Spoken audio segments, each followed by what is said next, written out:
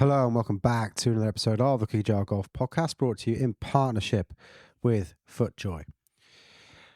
I am Tom Mills today. I'm not part of this podcast. Sam sat down with archivist, historian Richard Fisher. Richard is a member of Rawson Davids. Sam and Richard had a chance to sit down and chat through some of the history of Rawson Davids, and it's a fabulous place there they've got at Harlech. Just a little bonus podcast we thought we could throw you to continue on the content that we're producing from the Wales tour. So I hope you enjoy it. Richard's a fascinating bloke. He's a historian by occupation, so he's naturally very gifted at being a historian. He's a great orator as well, so he's a really good communicator of the subject, and he's just got a passion for the club. So it's a really great podcast, and I hope you enjoy. Watch this. No way!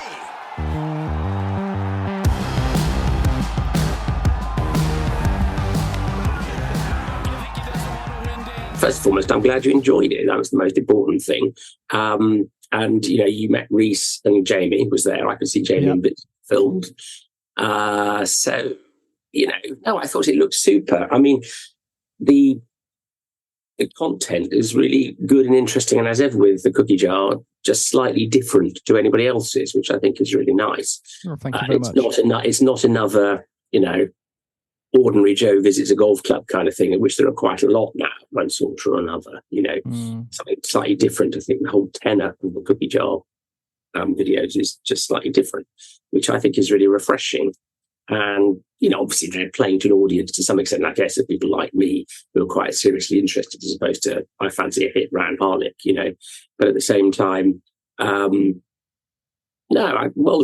done. First of all, thank you. And huge thanks to all the guys. So, it's a big thank you to the club. To be honest, Richard, it's a real treat going back. As I said, I played it when I was. The problem is you don't remember courses that well when you're 13. It's very hard to separate them from how well you're hitting it. But I did hit it quite well that day. The only course I remembered from 13, which I did remember for years afterwards, was Brancaster, which I think tells you something about Brancaster. Yes, I completely echo that. I played that after we got knocked out of the Grafton Morris. I remember playing that on a sunny morning when I was I would have been 19 then, but I have aged since then. And it's still one of the few courses that I think about almost every single day. Yeah, well, I remember I played there with my dad in 1972, and I could remember all the holes for the years afterwards till I went back with my late brother, 15, 20 years later, which I think tells you a lot about Brancaster as well, just what an amazingly special place it is. But anyway, that's not what we're here to talk about. Well, we are very lucky to be joined by you today anyway, Richard. I feel like we've stepped back into almost COVID world. Do you remember when everyone was dialing into news broadcasts from home, and it was an exercise of showing off the size of your book collection? Behind you, you've got a lovely little book collection there, which is no surprise. It's the author of Rawson Davids' Golf Club History. Yeah, that's right. But the golf stuff is actually all downstairs. You've really got music here. Like, as you can see behind me, there's, for example, some odd things, complete Kirkle catalogue, as in Mozart. But there are some one or two golf things and some history of political thought things, which is my other life. But anyway, the Rawson Davids Golf Club and sort of golf in Wales more generally, which I know you slightly wanted to talk about a bit today, in terms of contextualising the trip. As you said on the film, founded in 1894 through a happy accident of William Henry Moore, then Crown Agent for Merry Honestshire, and a guy called Harold Finch Hatton, who was briefly the Liberal Unionist MP for Newark from 1894 to 98, meeting in Harlech, which was the country seat of Harold Finch Hatton's family.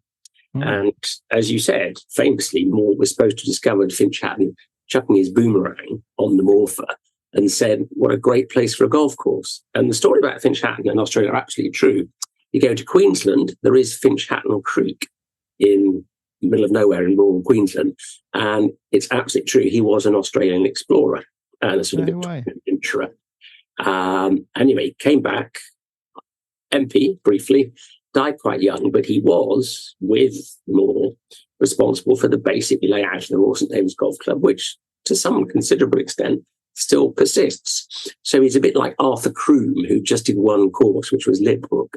Finch Hatton basically laid out one, but did it rather well, and it's an unusual record, I think. But anyway, And so what they started in 1894, and then they got November 1894, famously, they invited, because Finch Hatton was an RNA member, had lots of friends. They invited John Ball, Charles Hutchings, and other luminaries of the Royal Liverpool Golf Club, get the train from the Wirral down to Harlech to sort of launch the whole thing. And so it seems astonishing now. You start this little club in the middle of North Wales, and you get the Open champion, as it were, and the amateur champion, various other friends come down, help it along. And they did. And obviously the idea of launching a golf club in Harlech in November, again, isn't the sort of thing you'd probably be thinking about it. It's a tough sell, I'll be honest, Richard. Yeah, well, exactly. But anyway, it worked, and they weren't. And Ball stayed for a couple of days, the other stayed for 3.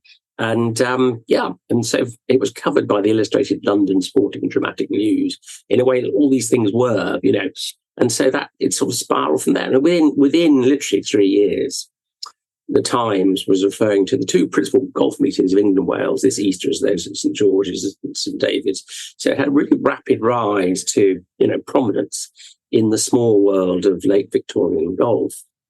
And obviously in Wales itself, you've got Porthcawl in the south, Abu Dhabi, which was founded a couple of years before, Harlech, the St David's Golf Club, as it was when it launched in 1894. And then on the top, as it were, the Carnarvonshire Golf Club, Conwy, another sort of Hoylake export, as it were, and 1 or 2 others. So, but Wales is different in all sorts of interesting ways, and Welsh golf is very different. Porthcawl is a bit like, County Down to Belfast, Prestwick to Glasgow, Porthcawl to Cardiff and Swansea is slightly different, slightly similar in its relationship to those major cities.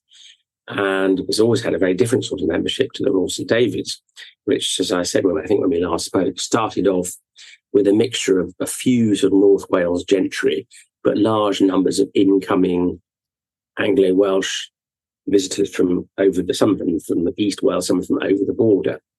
Lots, as there would have been in those days, lots of schoolmasters, clergy, and of course the military. And the military is an important component of the membership of many early or Victorian golf clubs. There was a big Royal Artillery camp at Trasfynydd, which is about 20 miles away. And later on, I'll say a bit about the relationship with the Staff College at Camberley, which was very important to the golf club into the war. So that all kind of takes off in the way these things do. It's very small. It has a tiny little cricket pavilion clubhouse, but it is the St David's Golf Club, and it gets referred to as the Royal St David's very early on. In fact, naughtily so, because it doesn't actually get its 1909. It gets a stern letter from the palace saying it shouldn't have presumed, earlier as it did. But anyway, because it's on the website saying the club rather, and you probably wrote this bit, Richard, the club rather presumptuously referred to it as the Royal St David's Golf Club several years before it even got royal patronage. Absolutely. So I guess is that sort of like a bit of an indication as to the status that the club had quickly achieved in the it is. Sort of 10 or 15 years since it got going? Within a decade, really, it's become somehow an absolutely prominent, British, particularly sort of Anglo-Welsh, British golf club. And it has these meetings. And again, I always make the comparison with, say, Westford Home, RND, the way the meetings are constructed. In the early days, there was a meeting at Christmas, interestingly, Easter, Whitsun, and the summer meeting. And the summer meeting, the great thing about the summer meeting was this amazing, massive knockout competition for the Harlech Town Bowl, which was paid for, like the Borough of Deal Challenge Cup at St Paul's, was paid for by public subscription amongst the town folk. Astonishing idea, isn't it? The pro goes literally knocking on doors saying, can I have 6pence for the silver bowl or whatever? And that's what happened in the case of the Harlech Town Bowl in the 1960s, amazingly. But it would have brought money into the town, and it would have brought absolutely, and trade and all of that good stuff. So just to sort of paraphrase quickly, Richard, I think the way you've got clubs like, if you take maybe a Royal Porthcawl or you take a Royal County Down or a Prestwick to Glasgow, that's sort of just, they're almost like city golf clubs in some respects, just slightly on the periphery, whereas and often Royal St George's are much more sort of almost country memberships, as we would term it today. Yeah, absolutely. And of course, the classic thing about, say, Porthcawl or County Down, or indeed Muirfield, is it's often a second club along with a club in the actual city itself. You see what I mean? You belong to the Cardiff Golf Club or Commission or Bradder and Porthcawl or whatever it might be. But obviously, Harlech is very different. And so the club is very much structured around these meetings. And the Town Bowl is in the August meeting. The other thing, important things, early on, there's a strong element to ladies' golf, which I'll talk about a bit more in due course. But also the whole way that the calendar takes shape. You've got a growing infrastructure, because the other important thing that happens is in 1907, the building, the establishment of the big hotel, the St. David's Hotel, now defunct and demolished about a decade or so ago, but a major part of Harlech life for 100 years or so, which was a classic old-fashioned golf hotel. It was literally called the St. David's Hotel, and it was built in the first and foremost to serve the needs of golfers, although it was never formally associated with the club. Anyway, this all goes on, and by 1914, Harlech is really quite a resort, a bit like Dornoch was before the First World War, but also with quite an interesting kind of boho element. You've got, you probably noticed there's a very nice arts and crafts building on the hillside next to the appalling asbestos-laden tower block, and that was involved with sort of sub-Bloomsbury figures, really.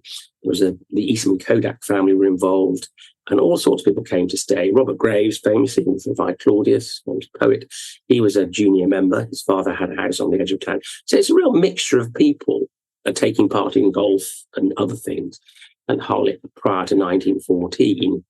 And then it's quite almost sort of bougie. There's lots of little sort of different sort of, you know, local trends that would come from different spots in England, all sort of popping up in one sort of location, and a place of almost exchanging cultural sort of ideas a little bit.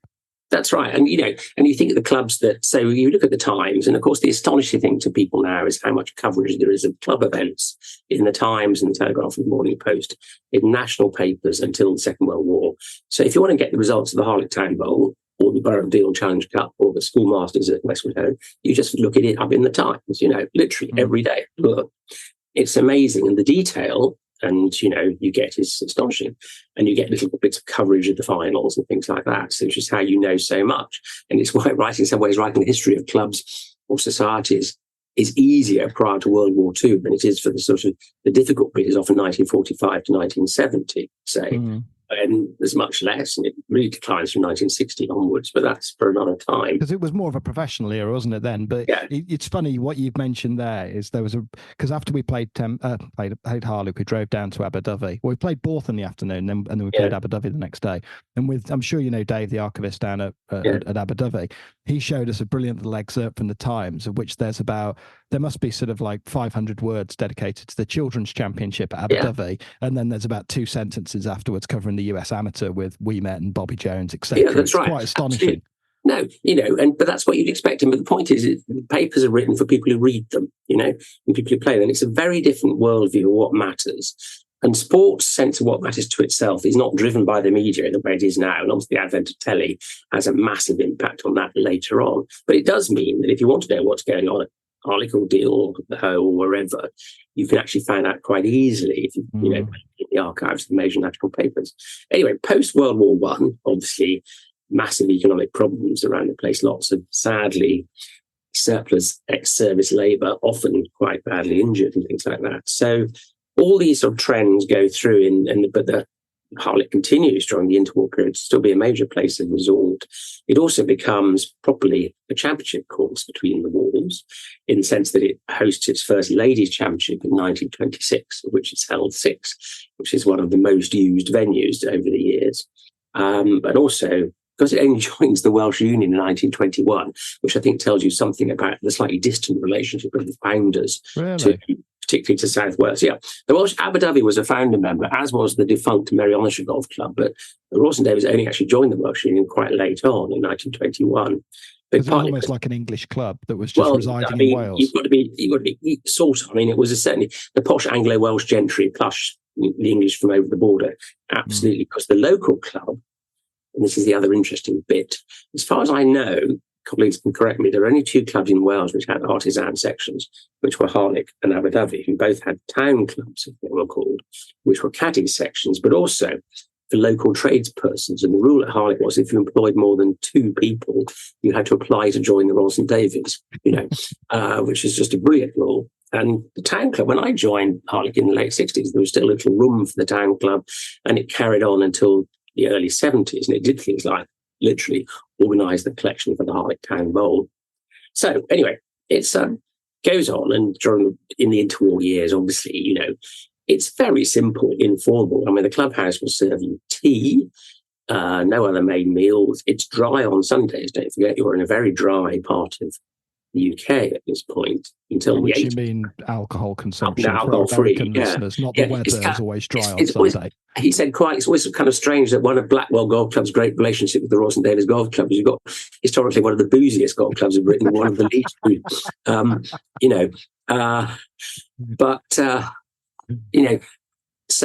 but it is, and it exemplifies that sort of relationship.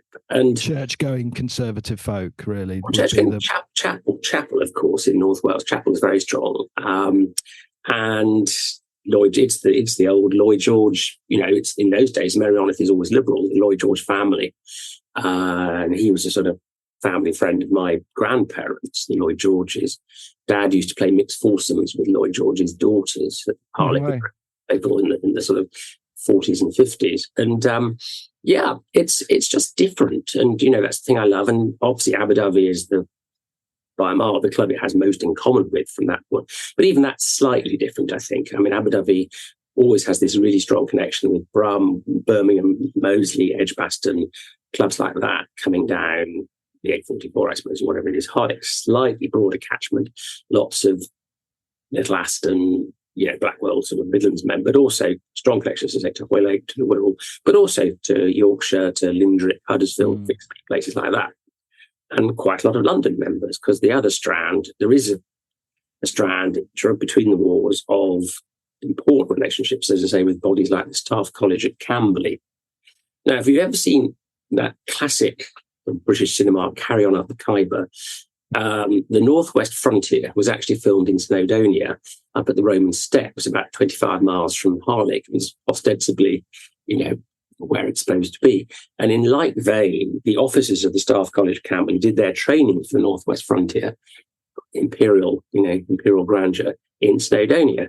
And they were all made honorary members of the golf club. And they presented the club with some wonderful trophies. There's a thing called the Staff College Cup, a very nice deco pot, which we play for against Porthcawl every year. But the great thing, which you may have noticed in the clubhouse, is this massive owl, Sapienta. The owl is the regimental emblem of the Staff College. And so the Staff College Challenge Owl is sort of the great club medal.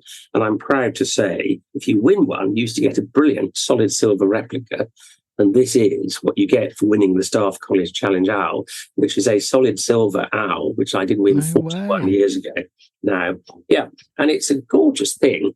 And it's one of the great prizes in Welsh golf, really. It's massive. It's like the Maltese Falcon, if you remember. I hope we've got footage of that from our visit. Yeah, it's in there. It's a brilliant thing. Anyway, so there's that relationship too. So those sorts of things, and that's the flow. Now, World War II is a major moment in the history of the club because towards the end of the war, a commando training camp was established at the far end of the links. And there was a little military railway built from the main line, near Harlech Station, through the Morpher towards what you can still see traces of it as you walk from the 5th to the 6th across the track bed of the military railway. And in fact, the club lost 3 holes at the end of the links at the 8th night, around the 8th and 9th. And some of the ground has never been got back. But more threatening, there was a proposal at the end of the war to make this arrangement permanent. And what's testament to Harlech's standing in those days, this prompted a leader in the Times, literally, in 1945. So this was a bad idea, needed to be rethought, that the Royal St Davis Golf Club and various other things were places of high repute, and that the military planners needed to think again about their plans, which would have had a significant impact on the long-term health of the golf club, and also things like the St Davis Hotel associated with it. Now, in the end, these plans were withdrawn, but as I said, it was an interesting kind of public campaign against this. But the one sadness, in a sense, is that the club lost. For those of you who know Harlech, the sort of field beyond the current 8th green, the 8th green used to be 50 yards further on, and the angle of the tee shot to the 9th was very different and probably arguably better under the original layout. But anyway, the club got going again, like many clubs.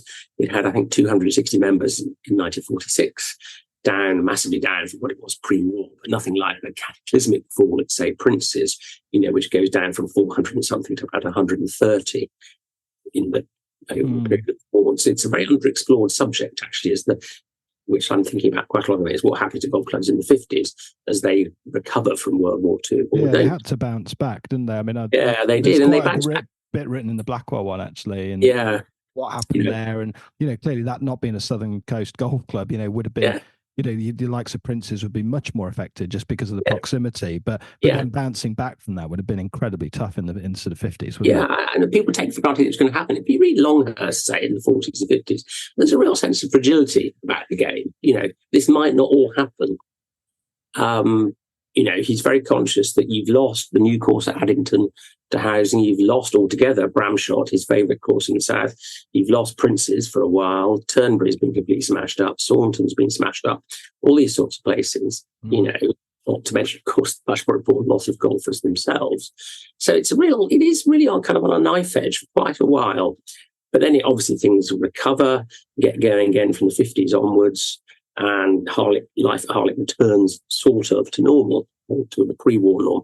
But obviously it's changing. But the club I joined in 1967, say, as a junior member, would have been familiar to Darwin, say, when he used to go there in the 20s and 30s. And the really big changes at Harlech happened after that. If you look at a photo of the committee in the 50s, and I had some upstairs, and you wouldn't have gone in the committee room upstairs, there's some pictures. The club committee in 1954-5, which has some very good golfers in it, is basically still the officer class at play, right? It's chaps, and they are definitely chaps, and plus twos and ties and jackets, on their summer holidays, still wearing ties. There's a brilliant picture of my dad, who was an officer, during the war, and he's watching the Harlech Town Bowl at quite a late stage. As his chums are, they're wearing jackets and ties in August, it's just another world, really. Yeah. And that gradually moves on. And the world of golf begins to change, and that impacts, obviously, on Harlech a lot. But I think, the whole tenor of the club has always been these meetings, important meetings, 2 or 3 times a year, people coming in, a relatively small fixture list, although the senior section has quite a big fixture list now, occasional matches against, for example, societies like the Oxford and Cambridge when they're on tour, the Narwhals, the One Scratch Society, which is like the Wiggorms or the Erratics. Harlech and Conway tend to be their 2 main bases. So you do get lots of good golfers coming to play. And in the big, great Easter foursomes, the open meeting, where you get really good golfers playing throughout the 50s and 60s and 70s. And so, famously, when Michael Lunt won the Amateur in 1963, he couldn't go to Augusta to play in the Masters, so he played in the Winchleys foursomes at Harlech instead with his dad, Stanley. The ultimate flex, that is, isn't it, Richard? And won. So Michael and Stanley, so he couldn't go to Augusta, but played in the Harlech Easter foursomes instead, which is an amazing thing nowadays. Obviously, it wouldn't happen now. Be overrated, wouldn't it, the Masters? I think. Exactly. And to win the Winchelsea, which he did several times, including with Terry Shingler and his father. But also Trevor Homer, double amateur champion. He Gloucester member. Yeah, very nicely this year. In fact, a very good golfer, Steve Wilde, who won it in 1973 with Trevor Homer when he was then the reigning amateur champion.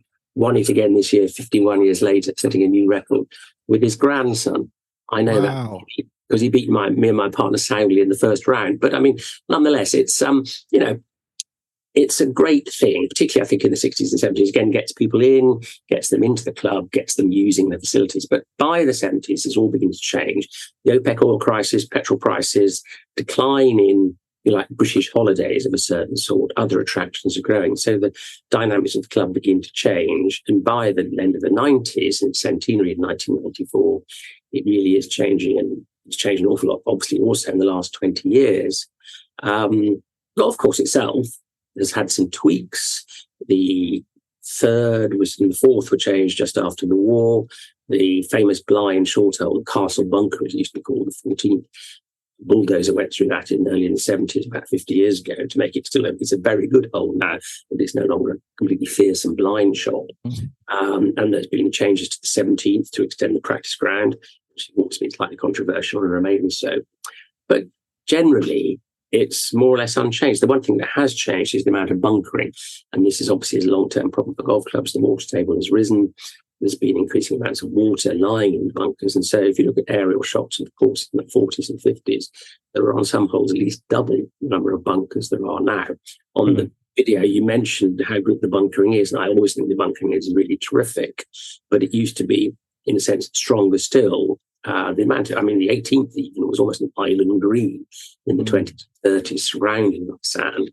So there's costs, aren't there, associated with that? I think, when we played it, just on the, because we spent a bit of time with Reese, as you mentioned at the top of the pod, the work there that's been done to those bunkers, they've got a really nice natural look to them, and they're all shaped and they all sit in the land very nicely, don't they? I think it's interesting, that you say links courses, because they are so close to the water table. When we have a spring that's as wet as it is in the film, when you can see standing water in the bunkers, that is universal in the UK across links courses that week. It was so wet. Just winding back ever so slightly, Richard, back in those sort of early 1900s, when the club was sort of, had risen to fame very quickly, was there ever discussions with the RNA about an open championship, or was that never really sort of something that was entertained? Because in those days it wasn't controlled. The main events were the Open and the Amateur were controlled by clubs rather than the RNA per se. Clubs like West Lancs, for example, had an interest in the amateur. So no, it was always thought to be fundamentally a difficult holiday course, if that makes sense. Yes. But the one difference, of course, was for ladies golf, massively important. So the LGU chose it in 1926, chose it again in 49, and then in 1960, 1967, and 1986, from memory, 2000. Your memory is exceptional, Richard. Absolutely exceptional. And 1926, Cecil Leach won, and there's some brilliant photos of that, which we've got. Some wonderful photos of the 1926 championship, which Joyce Weatherin didn't play in. Sadly, the really sad thing, the great piece of trivia about the 26 Ladies Championship is it was the original dates in May clashed with the general strike. So the tournament was cancelled. Unfortunately, meaning that Glenna Collett, the great Glenna Collett there, who was on a boat to Liverpool from the US, got to Liverpool docks, discovered the tournament had been cancelled, and turned around, went back home again, and didn't come back when it was finally replayed in October with an entry basically 2/3 of the original, which is a real sadness because you've been Glenna Collett playing at Harlech. Anyway, and Cecil Leach won, beating Mrs. Garron, I think, in the final by a lot. So strong link with ladies golf always, and with amateur golf, obviously many, many times hosted the Welsh Championships, men's and women's. In fact, they're both coming again this summer. We've hosted over the years every RNA event in the old calendar were except the Open and the Amateur. So, the boys, the youths, the girls. We were going to host the mid-amateur. It got cancelled. It got finally canned. The year it was going to Harlech. But the most memorable things for many people have been international matches at Harlech, and perhaps most famously of all, certainly my most exciting afternoon on the golf course ever, was when Wales finally won the home internationals for the first and only time at Harlech in 2002. Really? A trophy, and that was on home soil, which was fab. Poor Nigel Edwards, our great talismanic hero, got food poisoning, couldn't play in the afternoon. But, Wales came through, and it was the most amazing afternoon, on 3 days, but particularly obviously the last day. And that was fab. And that, for many people, that, I think, in my case, the boys' championship in 1999, which was brilliant fun, as was the girls just a few years ago, have all been terrific. And people like going. The real problem we've got in terms of championships now, as you'll have seen, is accommodation. The big hotel went into massive decline and was then demolished. There is now a Premier Inn at Portmadoc and some sources, but it's still, the classic RNA thing. How many beds have you got? 1 mile, 2 miles, 5 miles, 10 miles, 20 miles from the venue? That's hard. So unless and until that's sorted out, I think that, we are where we are. But I'd love us to have, for example, a Curtis Cup, say, which went to Comby a few years ago. And one time, 20 years ago, the RNA were looking at Harlech for bigger things like the St Andrew Trophy and that sort of stuff. Then again, accommodation and other things came along, and it's also not a long course. I know it's got 5 short holes, so on the card it looks like barely 6, 7 off the very black tees, but it does have 5 short holes. Par 33 down into the prevailing wind on the back 9 is seriously tough. I think it's very popular. Look, you sort of get a bit of a sense because you post stuff on social media and you see comments, and there's a lot of reverence from particularly low handicap players. I think good golfers really like Harlech, and I think that's because there's not a huge amount of trickery. It's a pretty honest golf course actually. There's not. I would never say Harlech's quirky. And that's neither a good nor bad thing. It's just it is a tough ball striking golf course. Yeah, you just see and I think that's true. And I think I've said to you before, I think that the sweet spot for the away meetings is category 2 in old money guys between let's say 4 and 10, and yeah, good golfers like it because it's a great driving course, right? It is a great driving golf course. Now, close to the green, though, it's not nearly as tough as Porthcawl. People often say, how do you hit Porthcawl compare? And I'm a very fortunate boy because I belong to both. But I always say Harlech is much tougher off the tee, but Porthcawl is much harder once you get 100 yards from the hole, much more protected. So they both have, courses, really. And I think in terms of championships and stuff, we had some senior professional events during the Ryder Cup Wales thing. The holy grail of Harlech history is to find the footage of when it was one of those wonderful World of Golf things the BBC used to show in the 60s, because Gay Brewer played against Harold Henning there in 1967. They filmed it during the Open at Hoylake, which is only 2.5 hours away, because Brewer was then the reigning Masters champion. And Henry Longhurst was, comparing as he was used to. But that footage, like many of those sort of things, has disappeared. Although I know that Deal has refound its own footage from the same sort of period as managed to get back. Yeah, that'd be Paul Craven hunting hard. And it's my friend Paul. I have to say, is also a member of the Royston Davis Golf Club. I'm pleased to say, yeah. So it's it's an amazing. I think that big room in the Harlech Clubhouse is one of the most interesting sports rooms in Wales. I do, in terms of the variety of names, what's going on, the quality of some of them. And I mentioned, if you look around, you can find 5 Open champions, 5 amateur champions, lots of World Cup captains, people who sadly lost and came second in the Gold Cross, the Red Scratch thing. Gerald Micklem lost in a playoff. David Marsh lost in a playoff for the Gold Cross. Nigel Evans has come runner-up at least once, if not twice. So there's some great names that are nearly there, if you know what I mean. They're great. Greats of the amateur game, aren't they? And yeah. I mean, obviously, you're in unique company as is it the only club in Wales with a monarch as a captain? That's right. No, that's true. It's the only one to have ever had a crown, a monarch or member of the royal family's captain. Yeah. In 34-5. He came once. Edward, this is Prince of Wales, just before he became Edward VIII, obviously not very successfully. He came on a May, he came for 30, well, he came for a day, he was on a trip to North Wales as Prince of Wales, and he played in the morning and he played later in the afternoon, and he gave the Prince of Wales Challenge Cup, as he would do, which is still a feature of the sort of the Harlech calendar. And yeah, and he didn't come back after that. It was always one of his clubs listed in the Golfers Handbook. And it's just, I just find it's a really interesting place. The thing I've always loved about it, will always love about it, is the variety of membership. You've got 4 or 5 completely different sorts of members who all just love playing golf at Harlech. Because at one time we had literally, kind of half the RNA Championship Committee, plus men and women who never ever played golf outside Gwynedd or Mary Oldershaw, as it used to be, literally, and that's part of its, I think, massive charm. And if you talk to my great friend Jamie Warman, who's been a member of Harlech as long as, if not even longer than me, he'll say exactly the same. It's the variety, it's the fact that it's also this amazing kind of bubble once you get there. And it's just great fun. That's the fundamental thing. I would say more fun playing golf and mucking about at Harlech than anywhere else. And, it's not everybody's cup of tea. I know that people come up for the first time. I think it's just a bit flat, it's a bit strange what's going on. But you're teased by the dunes, aren't you? And if I'm honest, from my time as that 13-year-old boy who had hair back then, he was. I remember there being quite a few flat holes. That sort of sticks in the memory, because if you're only looking at that, but actually it's the quality of the architecture within that struck me when you returned, because you're kind of teased by those dunes. Yeah. But I think I want to quiz you a little bit on the castle, but you just touched on briefly there the club culture. There's a really good thing that the club have been doing that I've lost count of how many people I've encountered. The club have really embraced country membership in a very and made it kind of, I don't want to say frictionless, because that sounds like just anybody's in, but it has become a very welcoming club to the country member, and it's extraordinary good value of like £300 odd or something. It's fantastic. And now the number of people, there's this network of like cheerleaders that you've got going around. That was a really great way of running it. Yeah, well, again, Jamie Warman and previous president of Wales, and to some extent me, thought, because we always used to have, it's always had this balance, A and B. They're all full members, just some live nearer, some live further away. There's no difference, there's no discrimination at all between the two bosses.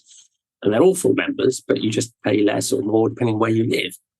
how much you're going to use the golf course, obviously. And so, yeah, it's really important to us that we have pockets of membership all over the place. International members. I mean, we have, again, this summer, a slightly unexpected but very popular visit from Pine Valley and Merriam, who are coming again this summer, who just love it because it's just so different, to what I'm used to.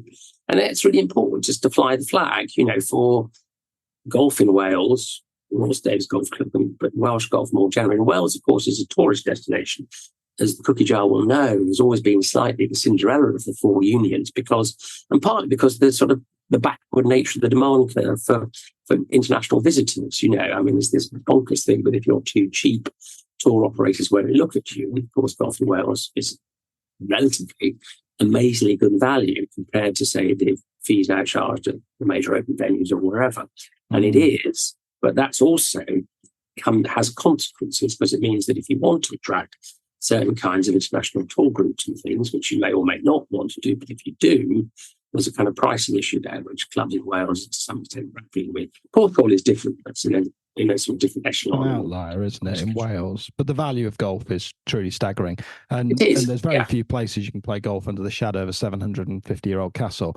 Richard, tell me about the Harlech Castle. Well, it's part of the chain of castles built in North Wales in the late 13th century, in terms of basically brutally cementing the power of the English monarchs and associated followers in North Wales, and suppressing to a degree the local population.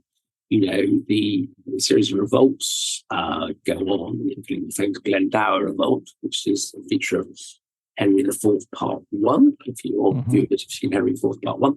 And there's a parliament is held in Mountford, for example, in Dolgelly, and major centres of revolt in sort of late medieval periods. But Harlech Castle itself is astonishing because it's also the last royalist redoubt to fall in 1647 at the conclusion of the First Civil War.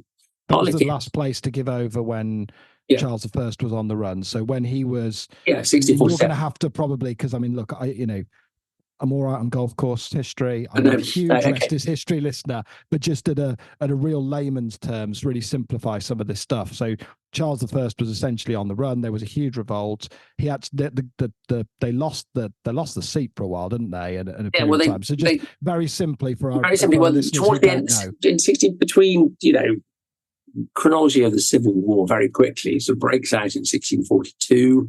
Royalist redoubts, particularly in Wales and the West. Centres of parliamentarian, life, particularly in East Anglia, famously the New Model Army and things like that, were all in the East. And obviously there's a series of major battles, Edge Hill, but then Marston Moor, which is a big parliamentary victory in 1644, and Naseby 1645. And all the while, the parliamentary forces are gaining ascendancy. And by 1647, it's clear who's going to win. And in fact, Harlech Castle is pretty much the last royalist stronghold to surrender. Charles remains nominally king, though under arrest, as it were, both first of all, Isle of Wight and then elsewhere. So he's actually executed in January 1649. But the castle is still there. And it's still a sort of weird centre for things, because Harlech is the county town of Merioneth, amazingly, at this point, it's the polling place.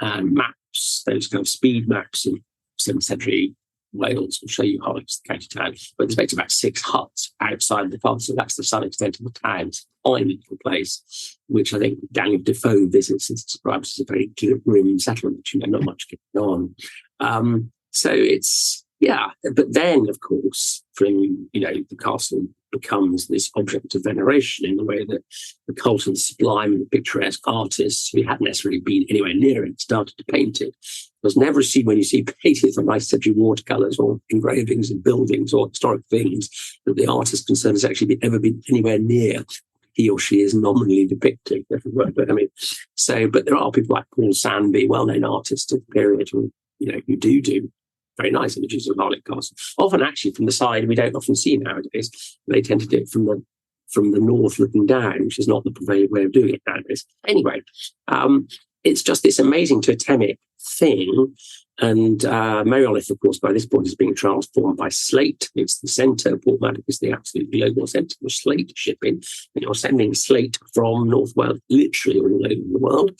There's a pub in Portmadoc called the Australian, I think, and that just indicative that you are literally sending slate from North Wales by 1870, 1880, everywhere around the world. And there's this network of narrow gauge railways, famously the Festiniog Railway, which you may have come across just the North of Harley, which is bringing the stuff down from the mountains to the port. And it's a transformation in the industry around the area. And Festiniog, which is the great slate capital of the world, really, is about 20 miles north, I suppose, of Harley. So it's got, it's all the time, the sort of economic circumstances around it change. It's never ever remotely affluent part of the world. There's farming, there's slate, there's some mining. There's a tiny gold mine, interestingly, in Merrion, where Queen's wedding ring came from, and where the Harlech Gold Cup, St David's Gold Cup, came from. But, and increasingly, obviously, tourism becomes very important to the economy. And crockery's around, isn't it? Because I seem to, is it Port Merion or something that's near Aberdyfi? Now, when our listeners are listening to this, because people only listen to our pod on the day they release, they would never wait more than 10 minutes to consume one of our pods, I'm sure. So by the time this is released, we won't have released our film from Aberdyfi. However, when we were down there, it was quite interesting. Port Merion's actually near Harlech. It's Harlech. It's Port Merion's north of Harlech. More near Harlech? Yeah. But where I was going with this, I think, was when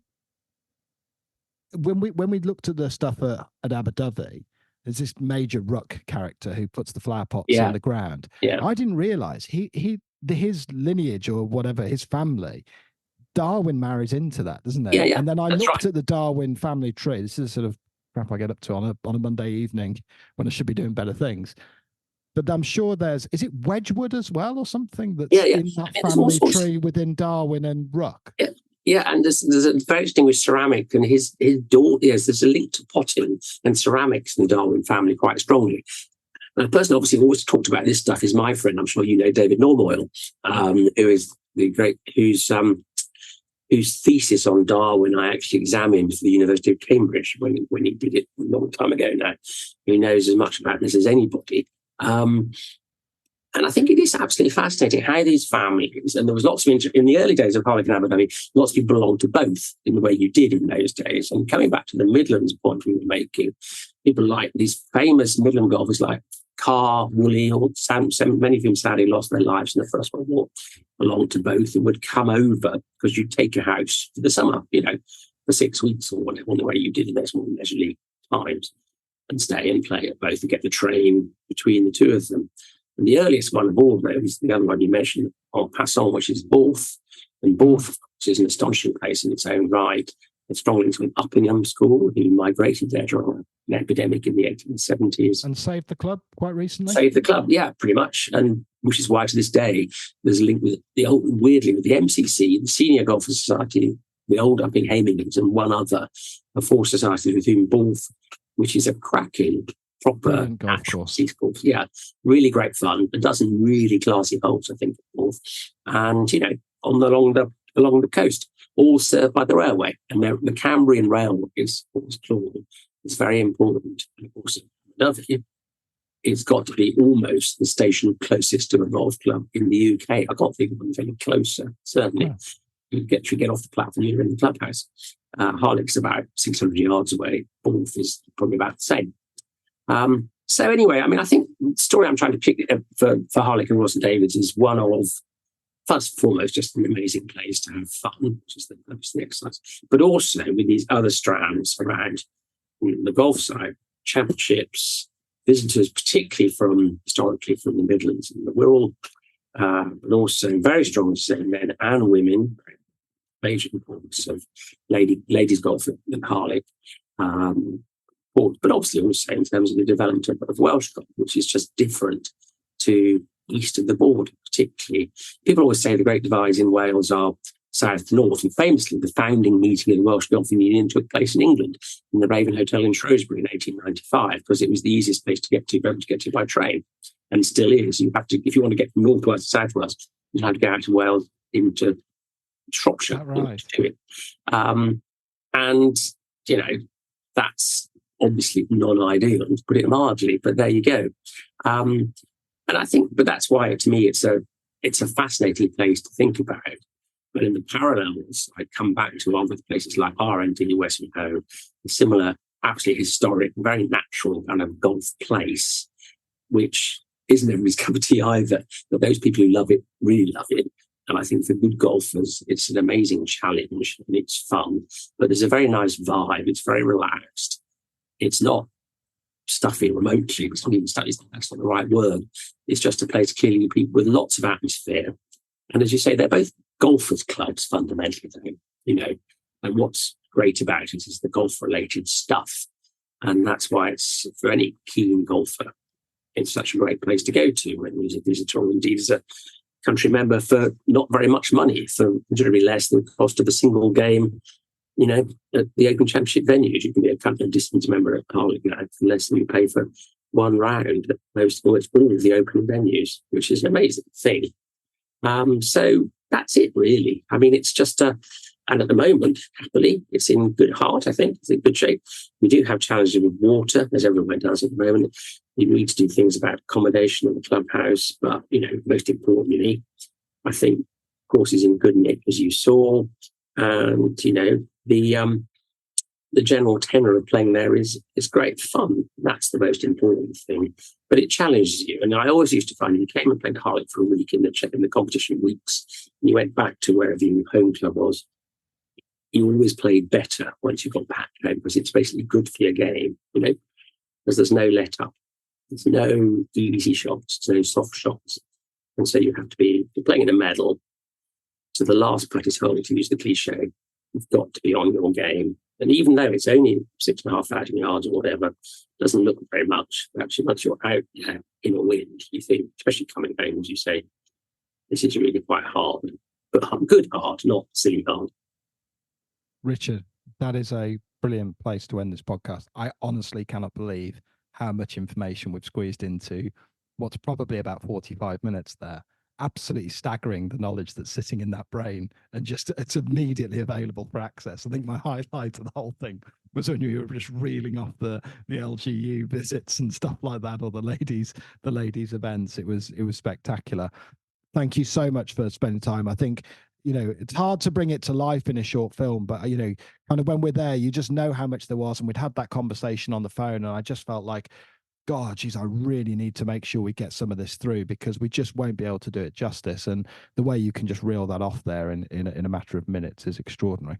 Well, my pleasure. Well, anyway, we look forward to seeing you all there again soon. And many thanks again to everybody at Cookie Jar for taking such a strong interest in golf in Wales, which is a fab place to play. So thank you. Watch this.